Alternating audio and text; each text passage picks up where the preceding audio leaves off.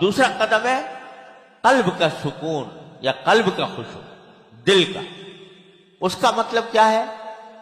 اس کا مطلب یہ ہے کہ آدمی دھیان دے نماز کی طرف دھیان دے، اور نماز کے علاوہ دوسری باتیں جو ہیں ان کو اپنے اختیار سے دل میں نہ لائے، اپنے اختیار سے نہ سوچے، بلکہ نماز کی طرف متوجہ رہے۔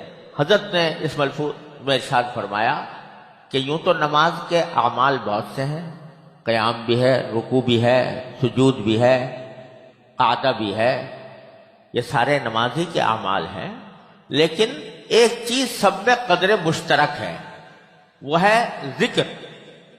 ہر جگہ ذکر ہے، یا تلاوت کی صورت میں ہے، سورہ فاتحہ پڑھنا، سورہ کے ساتھ کوئی اور صورت ملانا، یا تکبیر ہے اللہ اکبر، یا رکوع کے اندر سبحان ربی العظیم ہے، یا سمع اللہ لمن حمدہ ہے، یا سبحان ربی الاعلیٰ ہے، یا تشہد التحیات للہ والصلوات والطیبات ہے۔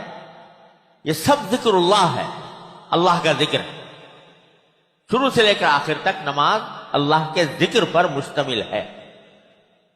تو چونکہ وہ ہر رکن کے اندر ہے، اس واسطے توجہ اس کی طرف متوجہ ہو جاؤ۔ الحمدللہ رب العالمین کہا تو دھیان کے ساتھ کہو، پتہ ہو کہ میں الحمدللہ رب العالمین کہہ رہا ہوں، دھیان ان الفاظ کی طرف دو۔